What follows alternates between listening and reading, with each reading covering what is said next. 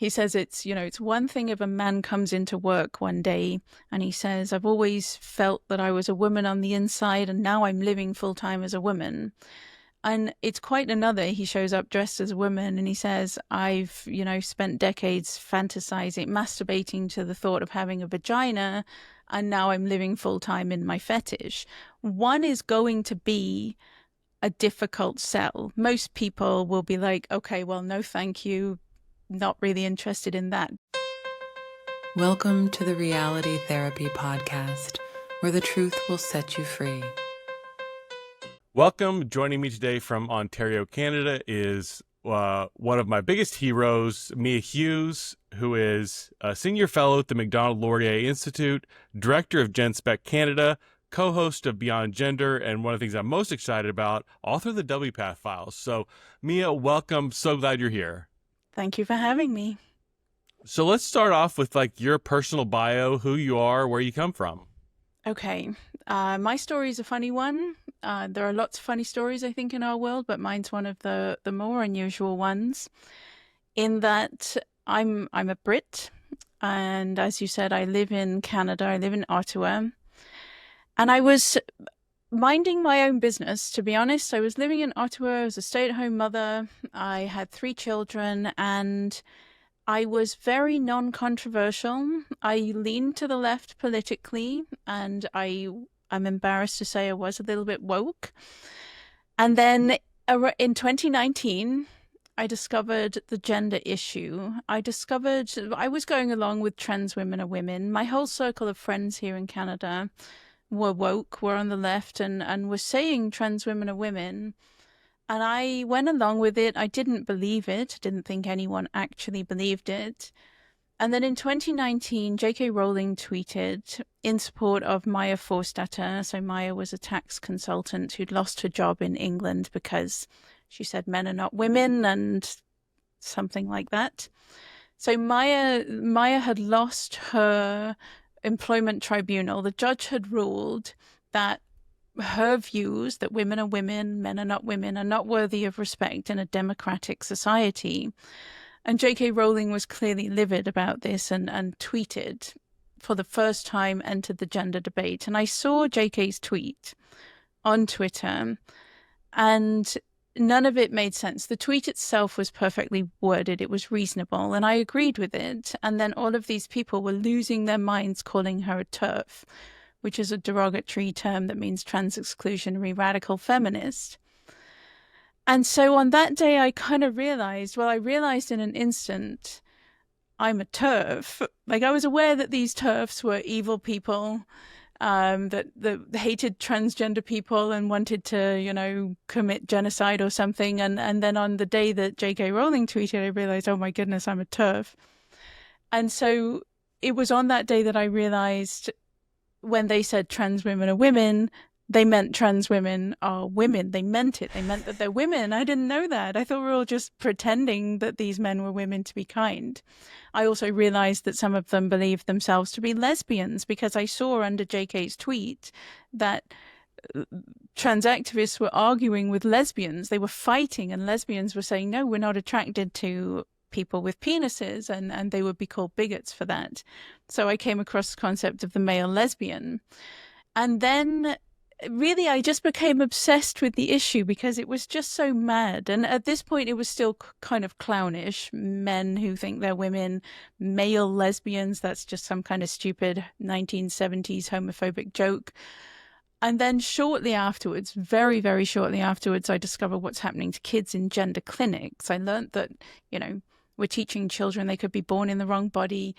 Adolescents are being chemically castrated in gender clinics. Teenage girls are having their breasts chopped off. And from that point on, I realized that this was not just some clownish joke. This was real, and there was real world harm. And so I had no followers. I had a tiny Twitter account, 4 followers.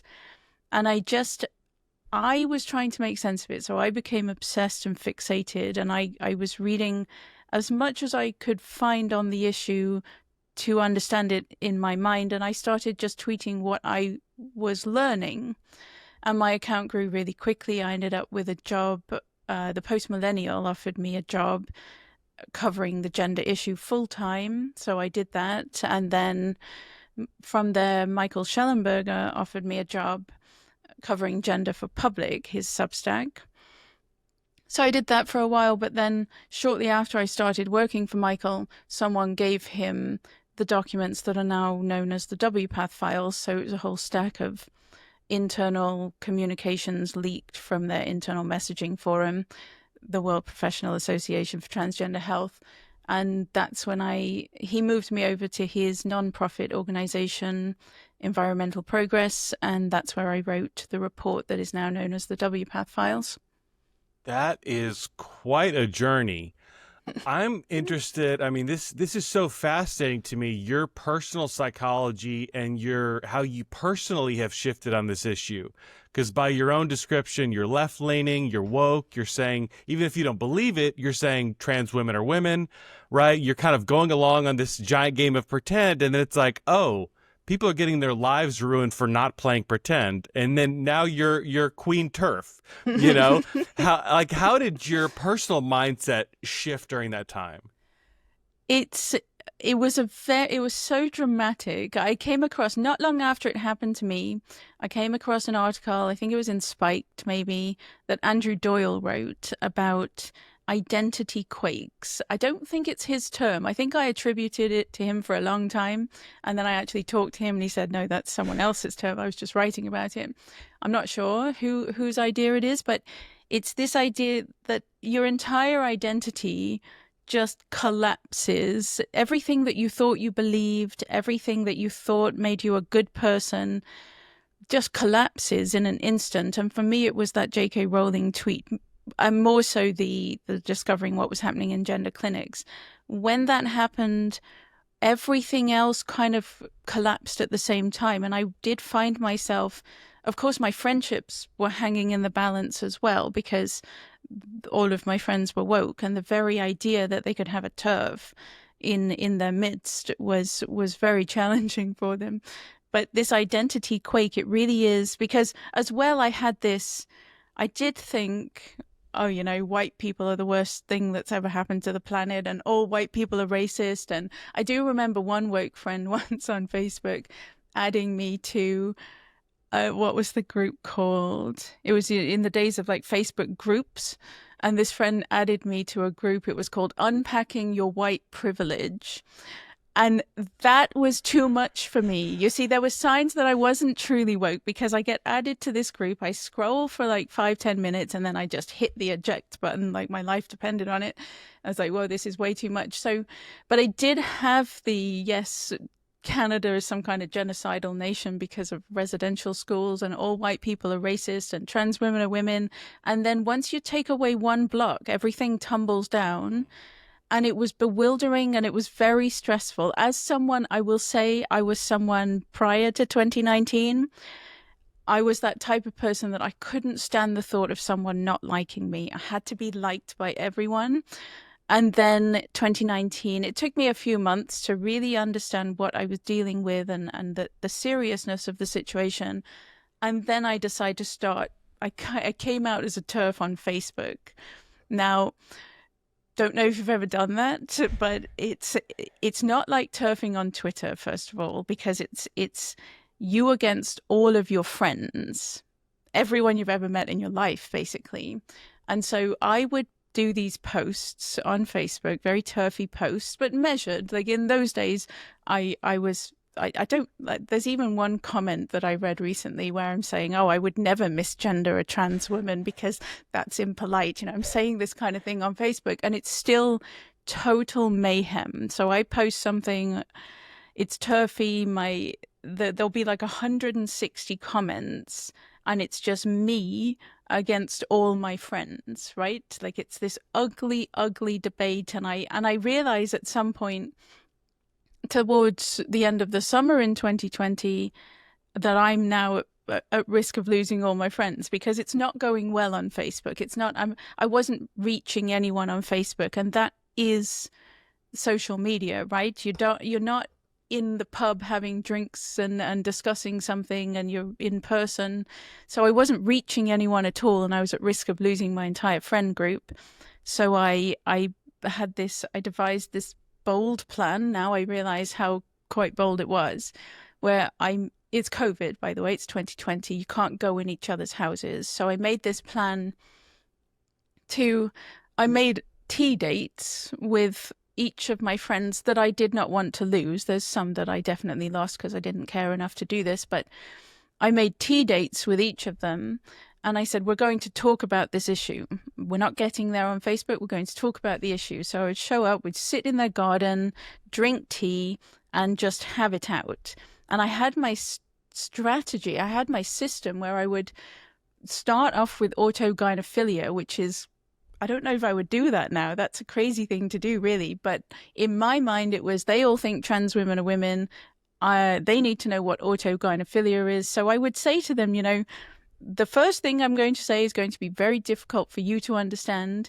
It's going to be difficult to accept, but believe me when I say it's true. Just hear me out. And then I would describe autogynephilia, how most of these men who identify as women and want their penises inverted are just paraphilic men who are aroused by the fantasy of having a vagina, aroused by the fantasy of becoming women. So I would do that, and then I would hit them with the concept of the male lesbian, because they're all woke. They're all people who support trans rights because they think it's the next gay rights. And so I hit them with the concept of the male lesbian to show them the harm to the lesbian community. And then third, I would talk about the medical scandal and the social contagion. And I did it. I didn't lose any of them. I piqued them all. Like, they're all TERFs now and they all understand completely. But it was a very stressful time for someone who always had to be like, and for someone who had never been controversial in her life. It was enormously stressful. I want to I feel like you kind of glossed over that a little bit, but I feel like that's pretty incredible what you just described, because the way a woke person or a trans activist thinks of a TERF, the way that I'm guessing they would have thought of you, is similar to the way like the Catholic Church would think about demonic possession, or the way we would think about like Nazis. Like TERFs are actively engaged in some type of a genocide against trans people. Like this is like the worst thing that you can be, and you're kind of coming into their territory, laying out a coherent argument, and you've converted them. Like that's just incredible to me. But bear in mind, I was doing that on Facebook and I got nowhere. The crucial part to this is in person. You make that appointment. You set the tea date, and then you go and sit with them, drink tea in their garden like you have for years. They can hear your voice. They can see that you're the same person that you always were, that they've known and loved for years. And then you tell them the truth. You just and yeah, it worked. I didn't lose any of them, so it worked. I feel like so much of this is just not understanding the issue. You have these kind of thought canceling slogans: trans rights are human rights, we have to protect trans youth. And I feel like for me, like when I was woke, and a lot of other people, there's kind of this mindset that you don't really connect all these dots, but somewhere in your head it's like, well, I had a gay friend in high school who was bullied, and I don't like that, so I think, mentally ill kids should be chemically castrated. Like, you don't really connect all those dots, but that's essentially what you're saying. And it doesn't make sense until you say it out loud. Yeah, okay, so you were woke too. Yes. I'm glad. Yes. Glad to hear that. Yeah. It's really, it's... The key is it's the person listening to you.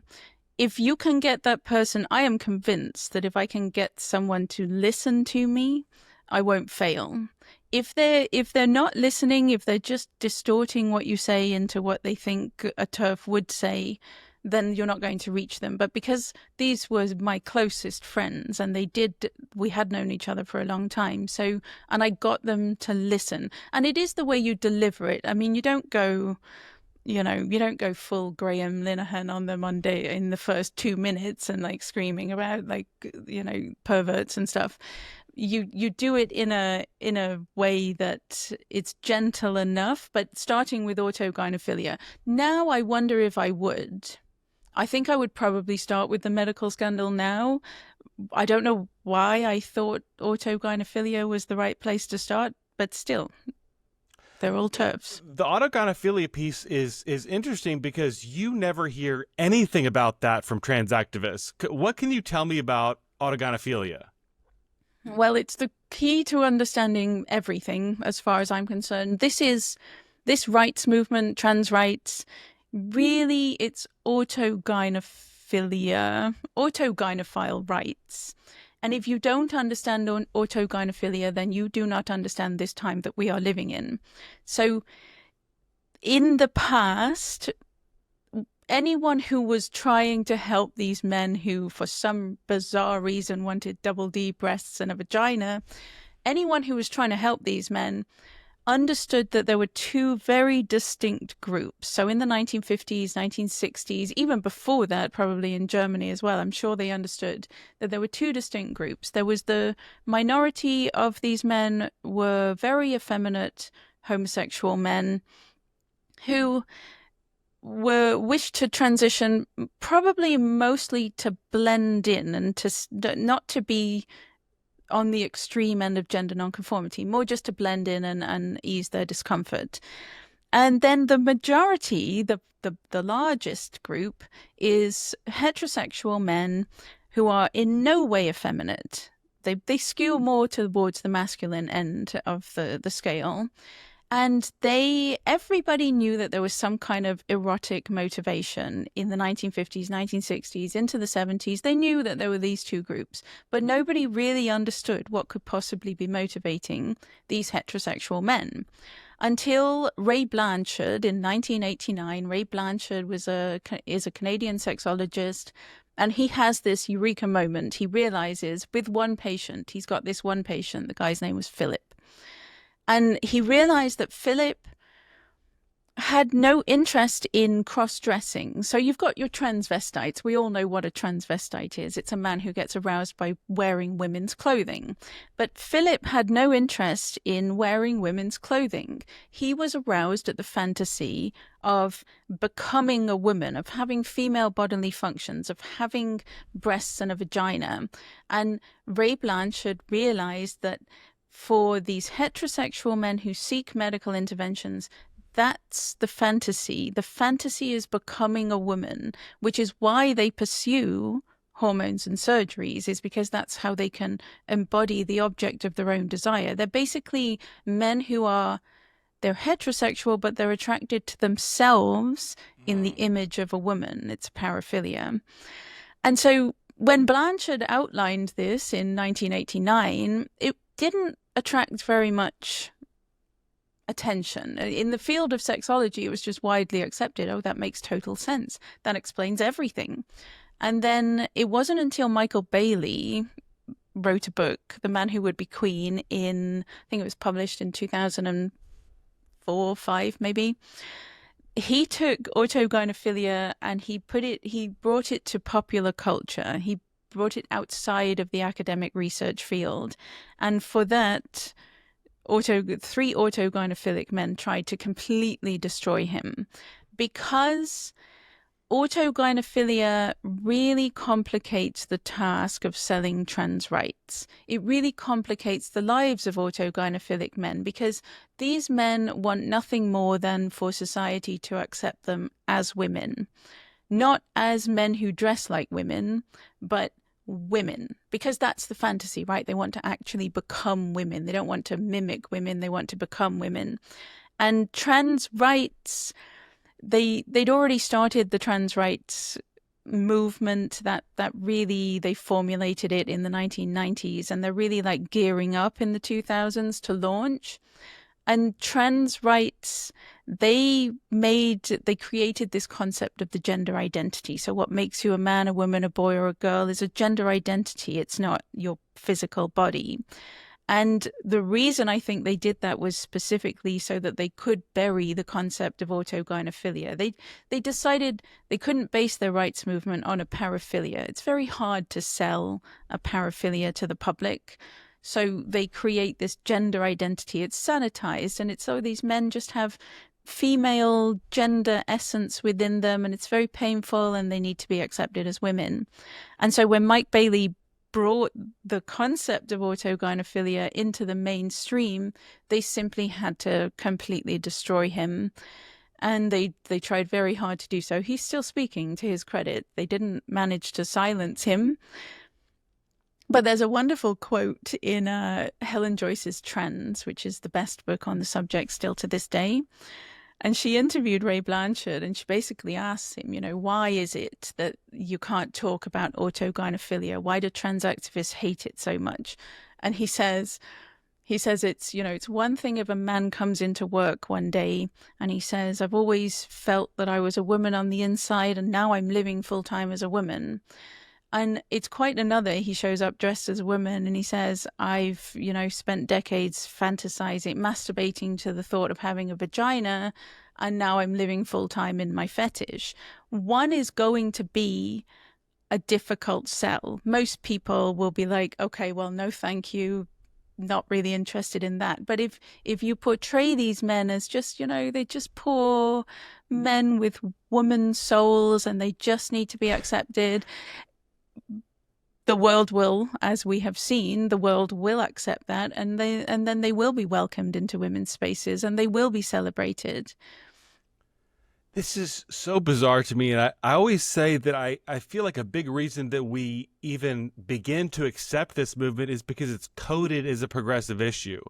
If you were to say there's a bunch of MAGA Trump supporting white men who are barging into women's restrooms so they can get sexually aroused and they're trying to force lesbians to have sex with them, nobody would be okay with that. But, oh, no, this is trans rights or human rights. And it's suddenly like there's just like this like veil or something that we just don't see it anymore.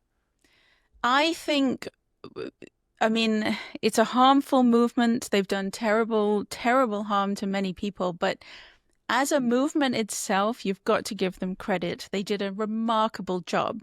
And I think when I say they were formulating in the 1990s, I'm not joking. They really were. They were behind closed doors at their conferences, figuring out how to build the trans rights movement. And their goal was, first of all, rewrite what it means to be human so that men can be women, like men can actually be women, women can be men, and also to gain full unfettered access to hormones and surgeries. But they also played the long game. So that's the 1990s. It's still going on in the 2000s. They're still figuring things out, but they're waiting for gay rights to be won. Because they know that they can that's their chance. They can launch trans rights follows gay rights. They can take all of the infrastructure of the gay rights charities, because we know that, once you win your fight, you have the choice of close up shop or find another cause. And so they took all of the infrastructure, all of the big LGB, the gay rights charities like Stonewall, Human Rights Campaign, GLAAD. They took over those and they switched their messaging to the T, and they also just made it look like gay rights. Think about it, like the flags. They've got the rainbow flags. They've got the catchy sounding slogans. They've got the Born This Way. Gay rights was very successful in Born This Way. So trans rights went with Born in the Wrong Body. But the obvious difference is that gay rights was grounded in a material reality, and all gay rights really actually asked people to do was accept that some people are attracted to members of the same sex and that they would like to marry the person that they love. That's really all we had to accept for gay rights. Whereas trans rights, of course, they formulated their whole new, complete, bizarre reality in which men can be women and everybody, it's a good thing to want body parts chopped off. And so there's a crucial difference between gay rights and trans rights in that when they launched, which really would be 2014 with Laverne Cox on the cover of Time magazine, and it's the transgender tipping point, America's next civil rights frontier. But when they launched, they also launched with the slogan, they had trans women are women, they had trans rights are human rights, but they also had, crucially, no debate. And that was the pivotal difference, right? Because gay rights was fought over decades, and there was debate, and there was open discussion, and there was persuasion, whereas trans rights launched in the mid-2010s, and immediately it was no debate. Trans women are women, no debate. Trans rights are human rights, no debate. And the reason, of course, why they had to do that is we now know we're 10 years later, and the debate is very much on. And this is an ideology that cannot stand up to even the slightest scrutiny.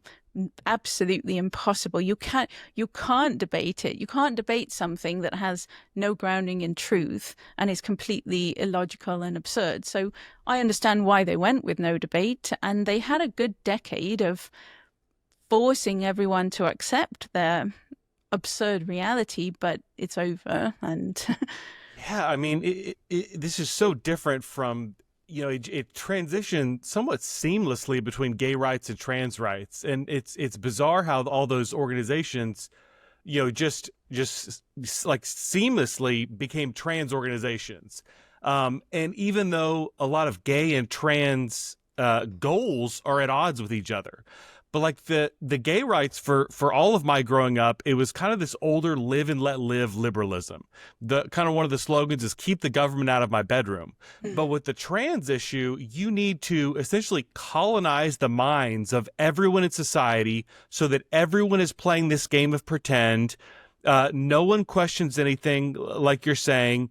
You deny your common sense. You deny what your eyes are telling you. This man is actually a beautiful goddess. All this stuff so that these men can maintain their arousal. Like that is a dramatic difference from the gay rights movement. Of course, and then of course the most ironic part is that the trans rights is a direct attack on gay rights when you look at the fact that these men say that they're lesbians. You've got Stonewall, the biggest gay rights charity in the UK, defending a man's right to be called a lesbian.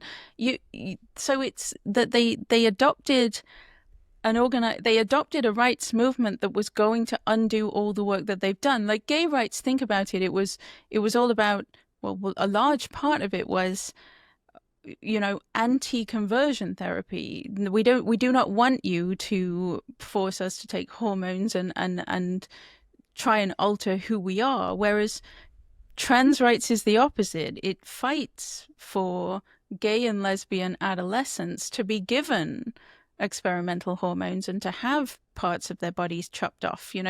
It's a direct attack on the gay community and undoing all of the good work that gay rights did. And this is one of the problems. I do fear that we're very much in a pendulum swing right now because trans activists pushed too far. The demands were too extreme.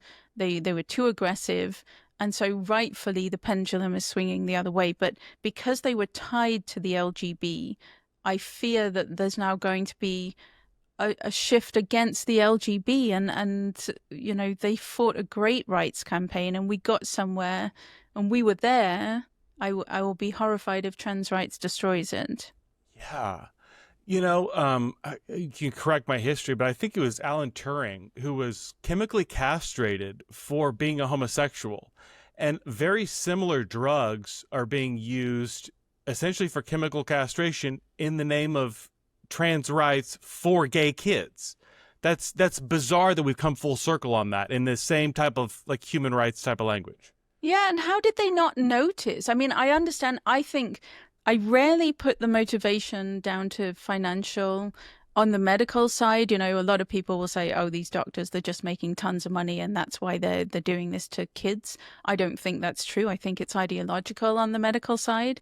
But I do think for the gay rights organizations who added the T, I just think that's a financial decision. I don't believe they understood what they were doing. I don't believe they understood how unpopular it was going to be, how difficult it was going to be, and how it was going to destroy their reputations and undo all of the hard work that they'd done. They just think about it like these organizations, they're big businesses. They have CEOs and managerial types and tons of employees. And the T came along, extremely well funded as well. The T comes along, we will pour tons and tons of money into your organization if you adopt this. I think it was probably financially motivated, and they just destroyed their reputations in the process. So GLAAD wasn't going to come out and say, don't donate to us anymore. We're going to let a bunch of people go because mission accomplished. They weren't going to say that. Have you ever read, I'm just remembering now, Simon Edge wrote that hilarious parody of Stonewall, The End of the World is Flat or something like that. It was basically like this charity that had existed to get a certain type of map into the world. I don't know. So it's a comedy, it's a parody. And they win their fight. This map is like used all over the world. And then a bunch of flat earthers come along and say, we will give you tons of money if you push flat earth, the flat earth mentality. And they've got like, by the end, they're removing globes from classrooms and people are getting like persecuted for saying that the earth is not flat. It's a brilliant parody of Stonewall. That's something. Okay, I want you to take me back in time to, I think it was March of last year. So just to set the scene, the American Medical Association, the American Psychological Association, the American Counseling Association, endocrinology, pediatrics, everybody is saying that the appropriate treatment for gender-confused kids is gender-affirming care. And then you came along with the WPATH Files and shook things up. So I'm wondering if you could tell me, what is WPATH and what is the significance of the WPATH Files? Okay. WPATH is the World Professional Association for Transgender Health. And up until last year, certainly, I would say it was the global leader in setting the standards of care for the treatment of children, adolescents, and adults who identify as transgender. It became WPATH in 2007. Prior to that time, it was called the Harry Benjamin International Gender Dysphoria Association, HIBIGDA. And it's always been a really bizarre group, okay? And that's because gender medicine, so it formed in 1979. And in 1979, gender medicine was an extremely obscure, fringe field of medicine, and nobody had any idea how to treat. It was mostly men, the ones I've described, autogynephilic men, homosexual men wanting to become women. No one had any idea what to do. And so this group of people on the very fringes of medicine get together and they form this society. And they're trying to figure out what to do. And so in 1979, they've got no science. They're just like, what is even happening? What do we do with these people? And the medical model, it's important to understand who funded the beginning of WPATH, because then you can understand why the group has only gone in one direction. So it was a woman who thought she was a man. Her name was Reed Erickson, very wealthy heiress to some kind of steel fortune. And she, under the care of Harry Benjamin, one of the key figures in this whole movement, under the care of Harry Benjamin, transformed into something that looked like a man. And so she was a very hardcore true believer in the medical approach to treating gender dysphoria. Now, she's no success story as well. It's very important. Many of these key figures who are supposedly, transition medical interventions saved them. She was no success story. She transitioned. She had I think 4 failed marriages. She was addicted to drugs and she died in died alone in Mexico or something. This was not a person who lived a long and healthy and happy life after transition. Yet still she really truly believed in medical transition. So she poured a whole ton of money into the Harry Benjamin, I think it was called the Harry Benjamin Association or something, right before it became HIBIGDA. And so the money is going into researching and studying the best medical way to treat these people, not the best way to help them overcome their gender-related issues in a non-medical way. And that's the track that WPATH, its origins, went on, how to medicalize these people. They've got no science. They don't know what they're doing. It's all very bizarre and fringe. And it goes all the way until it's crucial in the 2000s. The trans rights movement has started. They their goal is obviously this new reality and full unfettered access to hormones and surgeries for anyone who identifies as transgender. And so in the early 2000s, or the late 90s to the early 2000s, a bunch of these activists from this newly formed movement start to join Hibigdom. So it's not a medical association full of medical professionals. It's a medical association with more and more activists joining. And in the early 2000s, they just become overrun with trans activists with a very rigid worldview, and that it is a human right to access these hormones and surgeries. And so it's taken this very strong political turn in the 2000s, and then they rebrand in 2007. They go from Hibigda to the World Professional Association for Transgender Health, which sounds much more official. They, at the time, are under the president at the time is not a medical professional. It's a woman, another woman who thinks she's a man, Stephen Whittle, some kind of human rights lawyer or something like that. And so they start this de-psychopathologization campaign under Whittle. They decide that trans is natural and healthy. It's a human right to access hormones and surgeries. And that is their reason for existing. And so they create standards of care that look really convincing, right? They've got these standards of care. They've got tons of citations. They're saying that this is the best medical treatment. And no one else in the medical world is doing this because it's still a bit odd. It's still a bit bizarre. And so nobody really knows how to treat these people. And then the American Medical Association, well, I'll leave the endocrine out for a moment, but other medical associations, they look at this World Professional Association for Transgender Health and they think, well, they must know what they're talking about. They've got all of these studies. They've got their standards of care. So everyone just followed WPATH. I will say, I don't know if I'm going way off track here, but bring me back if I am.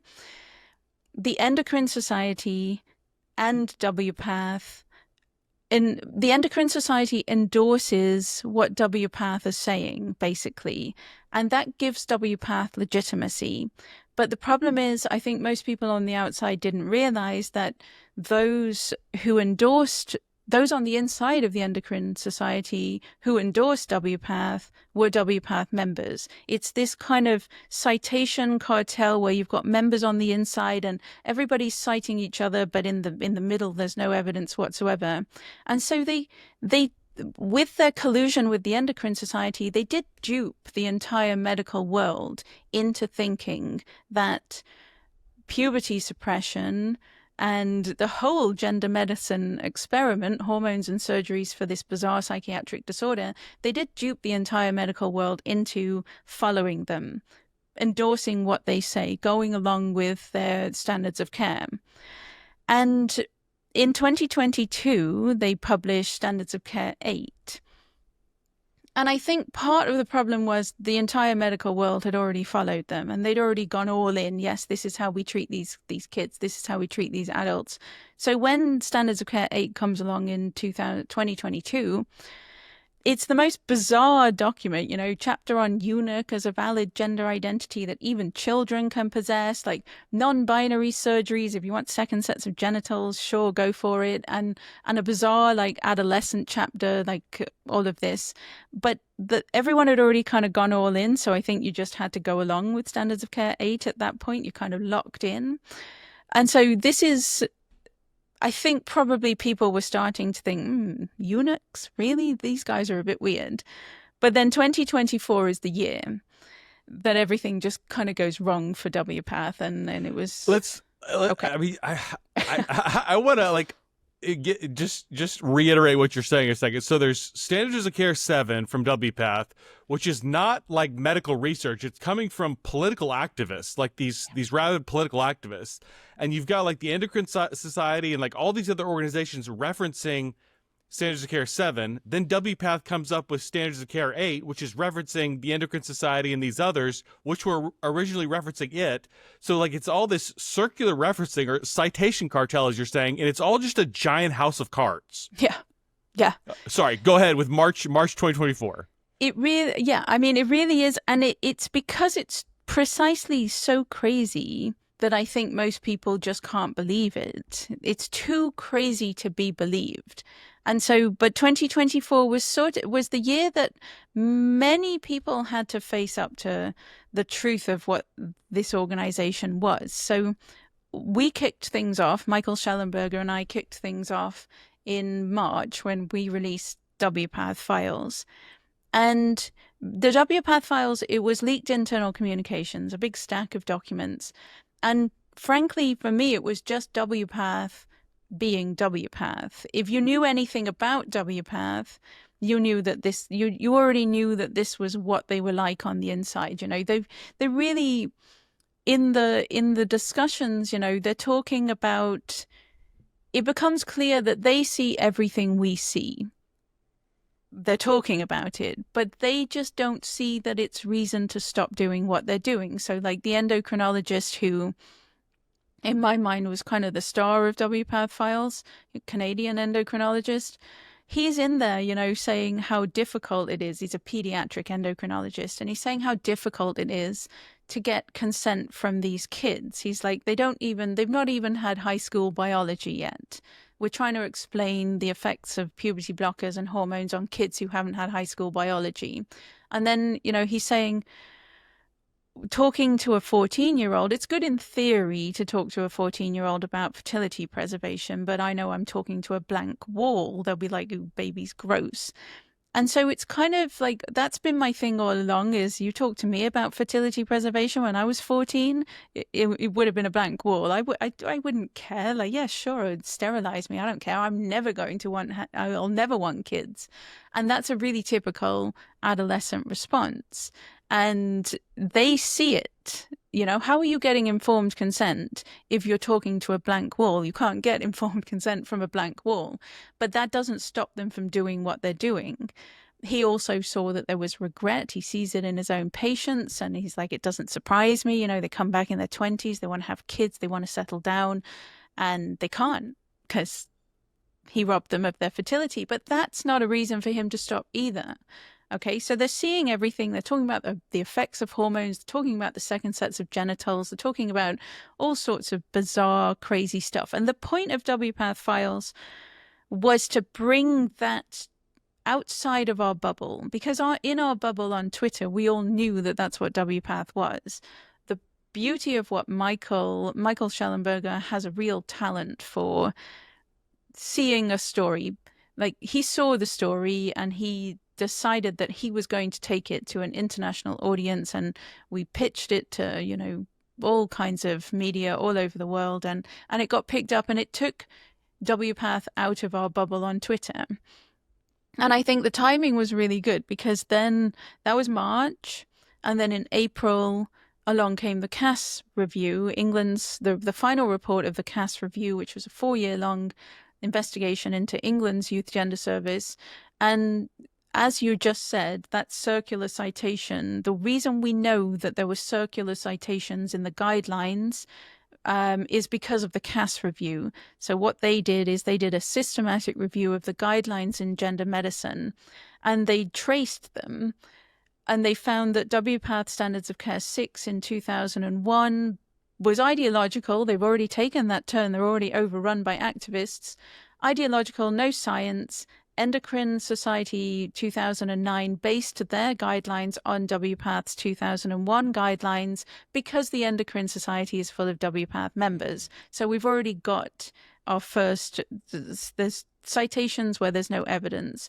Then WPATH Standards of Care 7 comes along in 2012, citing Endocrine 2009, but that's based on their own evidence-free guidelines from 2001. So there's your triangle. And then from that moment on, Cass, the systematic review, traced the fact that everyone bases their guidelines endorsing this medical treatment.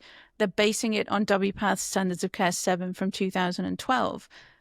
But there's nothing there. There's no evidence there. And then, yeah, the icing on the cake is WPATH with their bonkers eunuch chapter and everything. They come along in 2022, and they cite all of the other medical organizations to give their own standards legitimacy. But all of those medical associations were completely duped by WPATH. And there's no evidence. There's just no evidence anywhere. And I haven't even got to the most damning. I don't know if I can do it justice, but the most damning revelation of 2024 came in June. And so in, I don't remember what year, I think it was 2022, Alabama banned pediatric gender medicine, puberty blockers, cross-sex hormone surgeries for under 18s. And the ACLU, another great organization that has just obliterated its reputation by adopting trans rights, the ACLU did what they always do. They launched a challenge to Alabama's ban. And in their challenge, they're constantly talking about WPATH Standards of Care 8, WPATH Standards of Care 8. So it must have been 2023 when they launched, because they're talking about this document. And so the Attorney General of Alabama does something brilliant, the most brilliant move, I think, in the whole gender war so far. He orders discovery. He's like, okay, you're always talking about WPATH Standards of Care 8. Let's find out how they drew up these standards. So he ordered discovery. I think they got like over 2 million emails of internal emails from WPATH. How did you formulate Standards of Care 8? And it's just unbelievable what we've seen so far. And I don't know if we'll ever see any more. I'm not sure. The unsealed documents so far show. So something bizarre happened with Standards of Care 8. They publish in September 2022, and the adolescent chapter has minimum age recommendations, and they're not very good. Like there was like, you could get cross-sex hormones at 14. I think a girl could get a mastectomy at 15. A boy could get his penis inverted at 17. Like they're not good minimum ages anyway. They were a safeguarding nightmare. But then I think it was like either the same day or the next day, those ages just disappear. They're just gone from the Standards of Care 8. And WPATH's explanation at the time was, oh, we published the wrong version. I'm sure that's what they said. Oh, we accidentally published the wrong version. And that was really bizarre. And then these discovery emails tell us what actually happened on the inside. So they have all of these age recommendations in there. Admiral Rachel Levine, who at the time was Biden's Assistant Secretary for Health, he is a man who thinks he's a woman. He's also a WPATH member. He is on the inside basically saying, remove them. Remove the lower age limits because it's going to hurt all of the battles at the state level. And the people, even WPATH members on the inside, are saying, we can't do that. That makes a complete mockery of our entire Standards of Care process if we just take something out at the last minute. And then, well, okay, there's another factor. The American Academy of Pediatrics is in there saying, if you don't take this out, we will not endorse your Standards of Care. The American Academy of Pediatrics. Now, we've never had this confirmed, but I'm pretty sure Rachel Levine, is a member of the AAP as well, because he's a pediatrician. So my thinking is it's probably Levine on the inside of the AAP pressuring them to pressure WPATH, but we don't have that confirmed. So anyway, they remove. So the pediatrics are encouraging them to get rid of age. Wow. Because the American Academy of Pediatrics is as corrupt. There's another story. I could talk for a long time about the insane corruption on the inside of that organization. And they're supporting all of the legal challenges. They're involved in all of the state level battles as well. And they're deeply ideologically motivated, and they want people to keep chopping body parts off teenagers. And so that's just one of the revelations, that they removed those age limits, not because of science, not because they had any evidence that it was safe, but because Admiral Rachel Levine and the Biden administration wanted them gone for political reasons. And these are guidelines that will be followed around the world. And this is a treatment protocol that will alter the course of the lives of many of these young innocent people. And the age minimums were removed for political purposes. Another fascinating part, and I think this is the part that I like the most, is when they had big ambitions for Standards of Care 8. They knew that none of their standards before that had been evidence-based. They're in there talking about the Standards of Care 8, the plan is they will be evidence-based guidelines. And the way you do that is you commission systematic reviews. You get an independent body to assess all of the evidence for the medical treatment that you are writing your standards for. And they grade the evidence, and then you can say, look, we have evidence. This is the best way to treat these people. And so they had big ambitions. They commission stacks and stacks of systematic reviews from Johns Hopkins, one of the most prestigious leading research institutions in the world.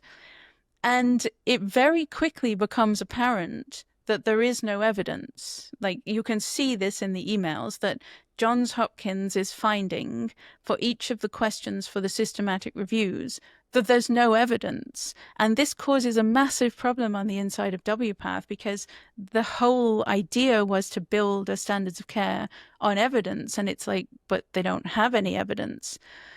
So these are supposed to be independent systematic reviews. WPATH then starts to pressure Hopkins not to publish, or to publish in a certain way that will show that it will not harm the care to trans-identified people or whatever.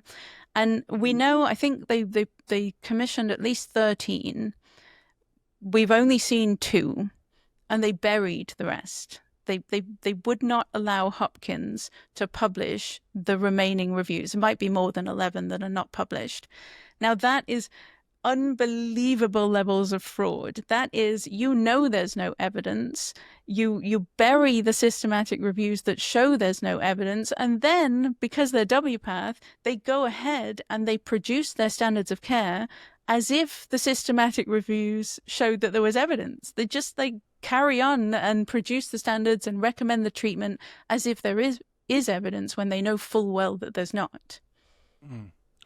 So last year, it took me several weeks reading through the WPATH files and the CAS review, because it was horrific to read through. There was times when I have to just set down my laptop and be like, I'm done for the day. Like, I can't read any more of this. There's permanent loss of fertility from people who can't consent, like you were talking about.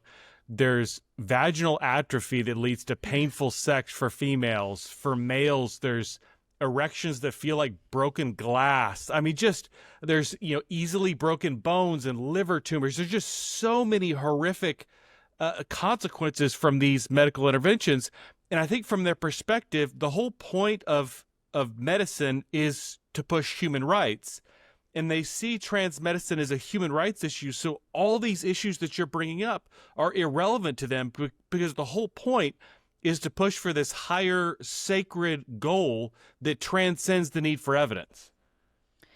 That's true. I mean, yeah, you've got to, when you're reading that kind of thing, their words and what they're doing, you've got to always keep reminding yourself that they live in a different world to you. They live in a different reality. And in the world of WPATH, these are not confused, distressed, vulnerable adolescents who've got swept up in a social contagion. They are transgender people. WPATH, of course, believes in this concept of the transgender person. This is a person who is innately transgender because they have some kind of inner mismatch, and the mismatch itself is perfectly natural and healthy and something to celebrate, but it also causes these people pain, and therefore it's a human right that these people have access to hormones and surgeries to relieve that pain and suffering. That's the world that they live in. And I do think they genuinely believe that the pain of being transgender is so severe without the hormones and surgeries that if you don't provide this medical treatment, these people will kill themselves, or they will have a life of just complete misery and suffering. And so to the person in that mindset, sure, the infertility, the vaginal atrophy, the erections that feel like broken glass, the disfigured bodies, all of that is totally worth it, because otherwise they'd kill themselves, or they'd be so miserable that they couldn't live. And when they frame it like that, yes, it is a human right. And therefore it becomes, that's why in WPATH Files, you never ever see anyone say, when they're talking about the teenage girls, we're talking teenage girls with vaginal atrophy from the testosterone to the point that they are bleeding profusely and need to go to the emergency room. When they're talking about that girl, they never could possibly ever question, hang on a minute, should we be giving massive doses of testosterone to these girls? That's impossible. They can't do that because in their mind, the testosterone is life-saving medical care. And all their job is to figure out how to manage all of the terrible symptoms that come with the testosterone. It's inconceivable to them that there's another way to help these girls. Of course, if you don't live in WPATH's world, if you live in the real world, you can see that they're just girls. They're just adolescent girls struggling, going through puberty, having a hard time, and they just need time to grow and mature and get past that. We all had a hard time in adolescence, and you just muddle through. You just have to get through it. That doesn't even penetrate the mind of a WPATH member because they are the true believers. They are true believers in this mad ideology. And so the truth doesn't get in at all. And they can look, I get a lot of grief when I say, I don't think they're evil. In that I don't think they are evil people deliberately setting out to cause harm. As who said it? I don't know. Somebody said it beautifully that most of the evil in the world is not committed by evil people. It's committed by people trying to do good, people thinking that they're doing the right thing, trying to be good people, but in the service of an evil ideology. And that's what's happening with WPATH. They are all in a different world to us, and they all believe something that's completely not true. And they're trying to help these kids, but they're doing terrible harm to them because they live in this crazy alternate reality. When you look at the types of figures in this trans movement, it seems pretty bizarre because youth transgender medicine is being pushed by people in these organizations that seem heavily populated with middle-aged men with a sexual fetish, and the people bearing the consequences are a lot of times autistic teenage females. Something seems off about that to me. Yeah, that's the darkest part of it in my mind, is that what happened in the when trans rights was really getting off the ground in the 1990s, it was mostly driven by autogynephilic men. And the autogynephilic men have just they have two burning desires. One, that society will treat them as women, they can become women, and two, that they can get access to hormones and surgeries with no safeguards, no guardrails, what they would call gatekeeping. That is their goal. That's all they want. And through WPATH and through the trans rights movement that was occurring in parallel, they achieved that. They achieved what they wanted. This movement is driven by autogynephilic men and their paraphilic desires. But as a consequence of the messaging of trans activism, which, because they had to create a whole alternate reality in which men could be women, and they did that with gender identity ideology, they had to force this whole new reality onto everyone. We all have to live in their mad world. And so they forced the idea onto kids that, they're taught in schools that you possess a gender identity, and it's your gender identity that makes you a boy or a girl. You get to choose whether you're a boy or a girl. This is the kind of messaging that they pushed onto kids, and at the same time, it's in the media. You've got Jazz Jennings, and you've got the concept of the trans child being pushed on kids from the media angle, and then you've got social media that just came along at the worst possible time to provide the perfect super spreading environment. So all of these kids, they pop up on YouTube. You've got the trans influencers on YouTube, first of all, and that spreads the idea that you can be trans. You've got TikTok came along later. And so the whole alternate reality that autogynephilic men created in order for them to be women and get their hormones and surgeries was thrust upon an entire generation of young people still in a crucial stage of identity development. And it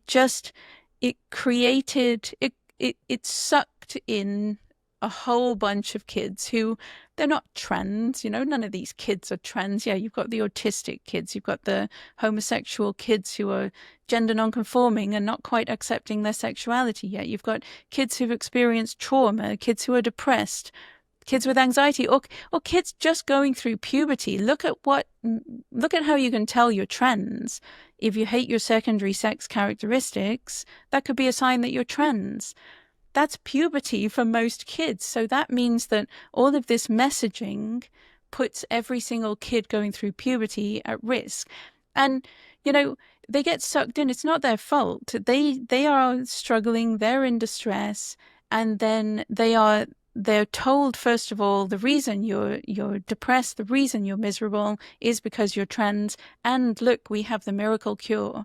All you have to do to end your suffering, all you have to do to be happy and thriving is to take testosterone, have your breasts cut off, and then you'll be like one of these, kids dancing around on TikTok having a wonderful time. So it's just, they're just legions of innocent kids who got sucked into a mad alternate reality that was created by a bunch of paraphilic men who wanted to be women and gain their medical treatment. It's very dark. Yeah.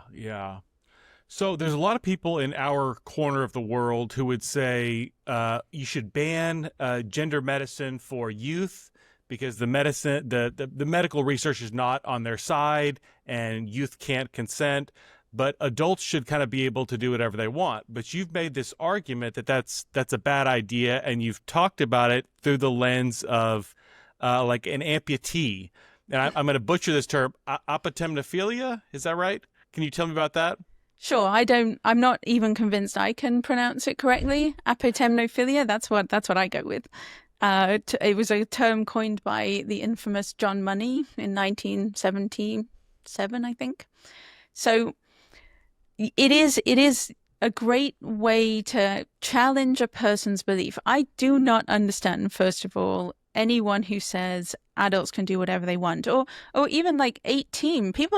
When they say adults can do whatever they want, they're typically saying from age 18, when you're a legal adult, if you want to have your penis inverted, you should be able to. That to me is quite mad because first of all, we always talk about this, how the brain isn't finished developing until age 25. And that's a real thing. Like, I know people, they think it's nonsense, but I think I actually even felt my brain finishing developing around age 25. I suddenly, around age 25, realized that I didn't want to get drunk every weekend. I didn't want to be a complete and total disaster. I had my whole life ahead of me and I should probably start looking after myself. That happened when I was 25. And so this mad idea that you can do whatever you want the moment you become a legal adult doesn't take into account brain development, but it ignores the wider issue. It ignores the most important issue of there is such a thing as medical ethics.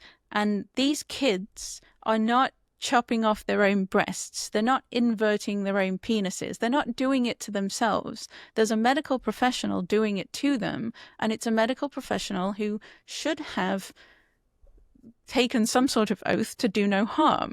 And so you've got to look at, is it medicine? Is it an ethical medical treatment for anyone of any age? And that's where apotemnophilia is very useful. So this is a bizarre fetish that is almost mirror image. It's parallel to autogynephilia. Autogynephilic men fantasize about becoming women. They fantasize about having their penises chopped off and turned into something like a vagina. Apotemnophilic people, mostly men, fantasize about becoming amputees. They are aroused by the fantasy of becoming an amputee. And these individuals will go to great lengths to injure themselves so that they can have, it's bizarre. It's normally the left leg. They normally want their left leg amputated. Sometimes the right, sometimes both legs, sometimes an arm, sometimes a finger.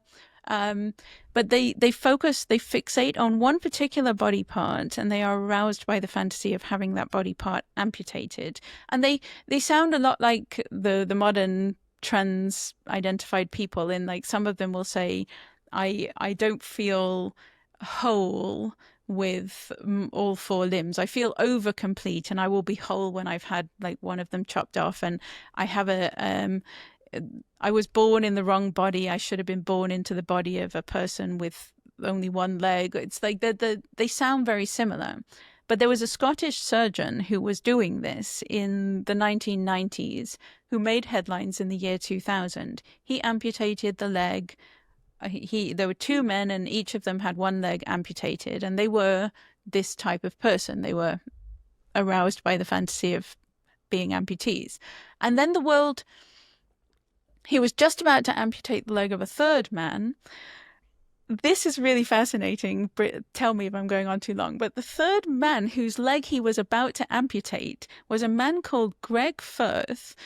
Greg Firth co-wrote the original paper with John Money describing apotemnophilia. The man whose leg he was about to chop off was Greg Firth.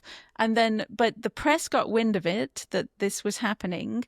The backlash was so severe that the Hospital Ethics Board convened in an emergency, and they banned this surgeon from amputating healthy legs.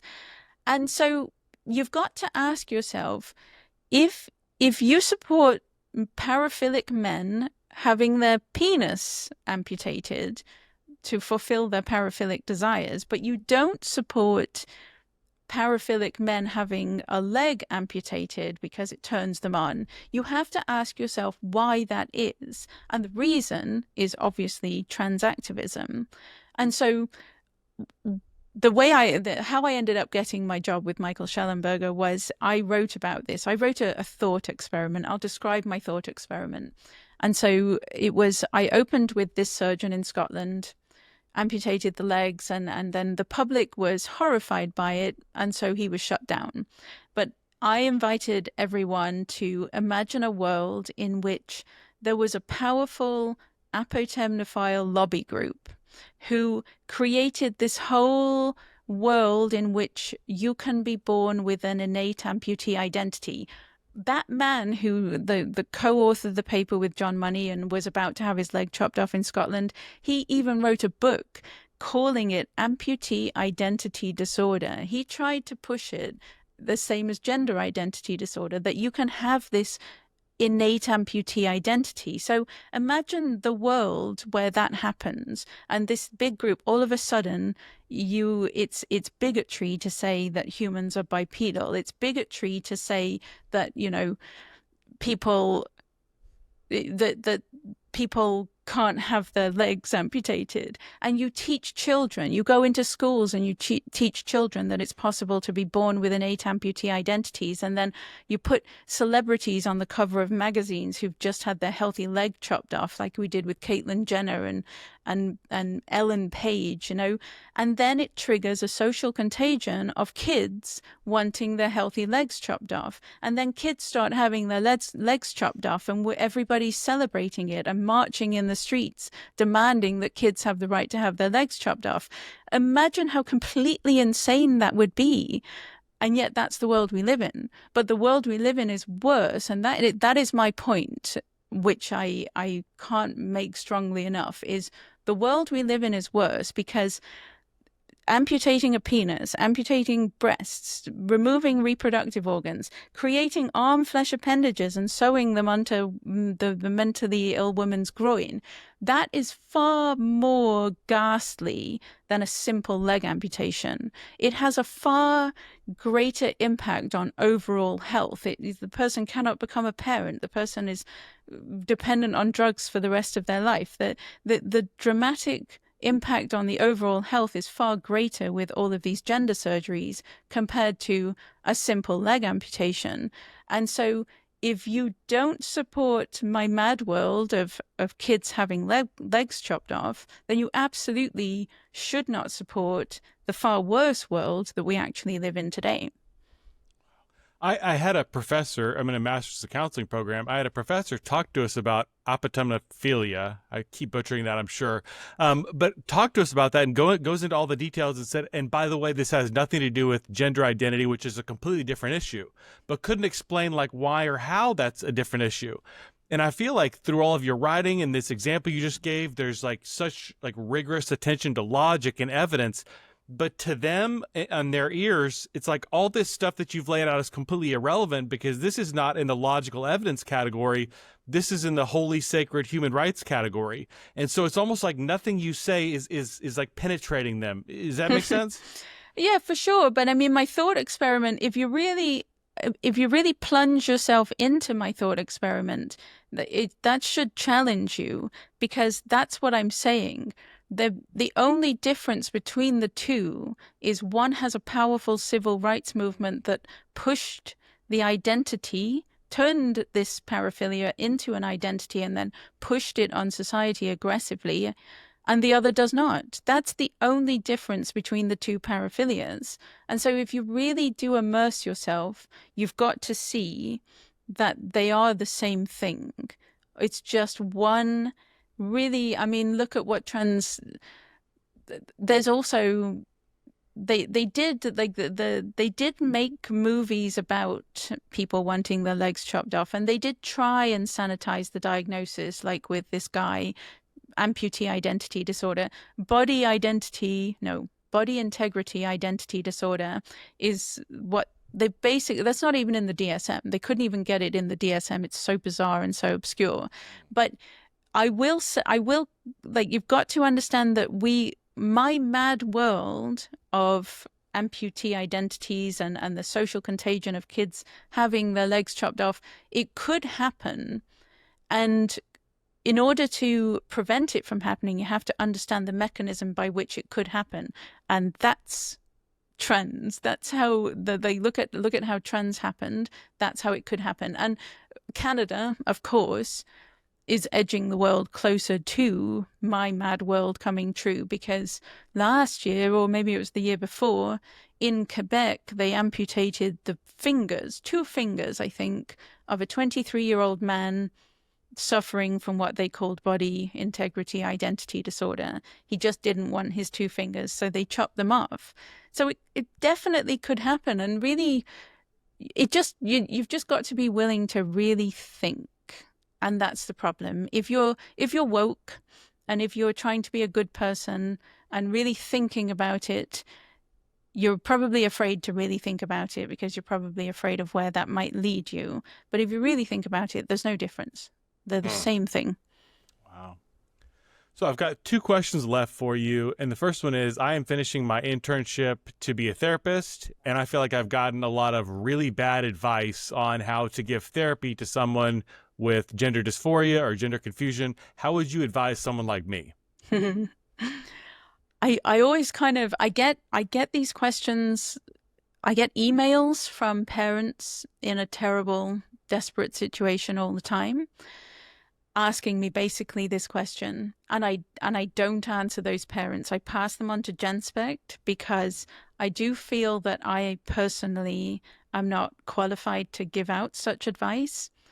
I will say, from what I've seen and just my understanding of the issue is, first of all, if it were to happen to one of my children, the first thing I would do would be to get them offline, remove them from whatever social community influence it is that has led them to this belief. But of course, the problem is this belief system is widespread, mainstream, literally everywhere you turn. Your government is pushing it, your school is pushing it, your entire friend group, everywhere on social media. So I am not saying that parents who do not do this are failing their children, because it's an almost impossible task.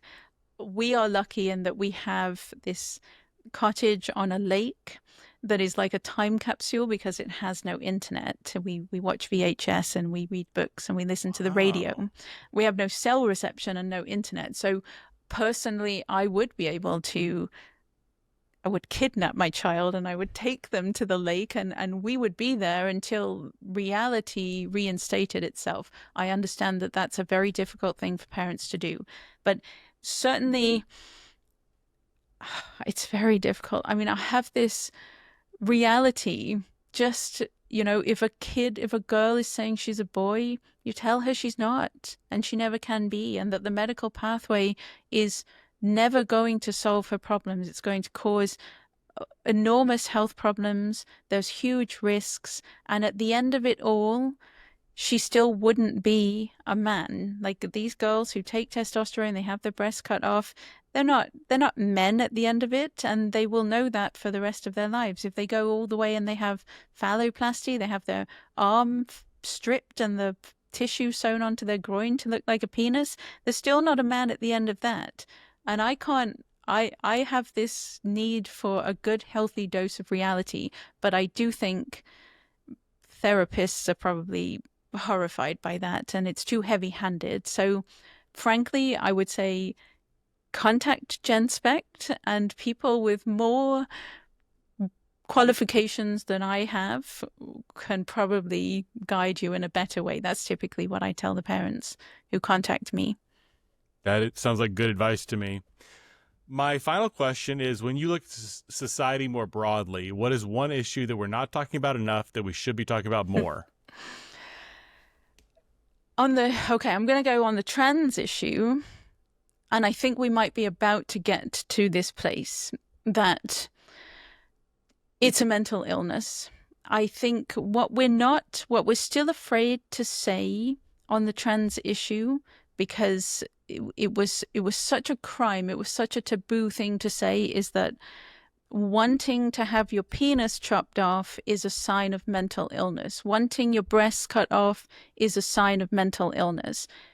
Believing yourself to be a member of the opposite sex, that's a sign of mental illness. And that's not to stigmatize. That's only offensive if if you think it's bad to be mentally ill. Like I know I have people near and dear to me who have mental illness, and I don't think any less of them because of that. But I don't think denying the fact that they have mental illness would help them, and it certainly wouldn't help them get the treatment that they need in order to cope and live better lives. And so on trans, that's where we need to go. We need to stop being afraid of calling a mental illness, and therefore we can help the people deal with their mental illness and hopefully overcome it and reconcile body and mind.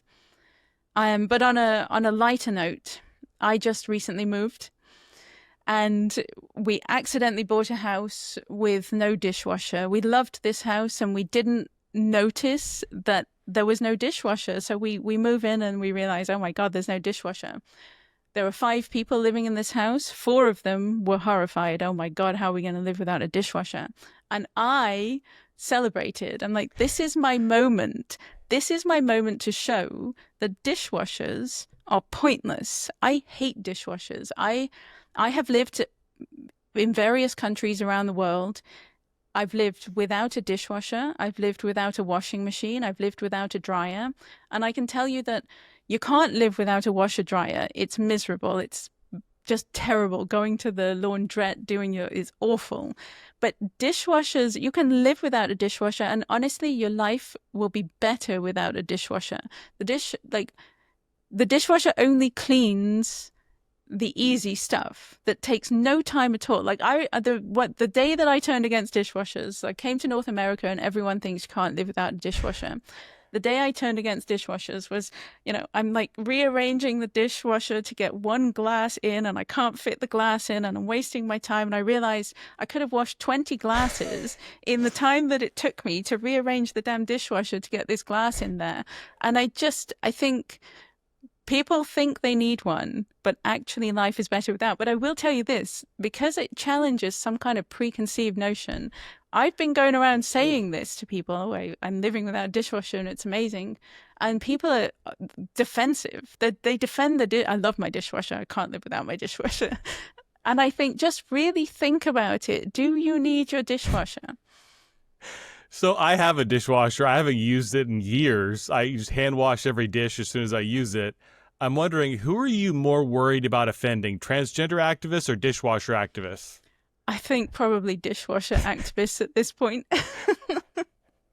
But when the trans movement, when we defeat gender medicine, I'm turning my attention to going anti-dishwasher. I support your cause. Excellent. I have an ally. Awesome. Thank you so much for this. Mia, where can people find you and your work? I'm okay, so I'm only active on Twitter. People send me friend requests on Facebook all the time. Don't do that because I'm not active on Facebook, and I only, that's just for people that I've met in my life. I'm active on Twitter @_Crimea River, Mia spelled MIA. All of my Canadian writing, all the writing I do about Canada is available on the MacDonald-Laurier Institute website, most of which will be published in the National Post as well, so mainstream outlet. And then my general writing is on the GenSpect Substack and on the GenSpect website. And I'm, the Beyond Gender podcast. I'm a co-host. We have an episode out, 2 episodes a week at the moment. And I'll be speaking in Albuquerque next month, September 27th.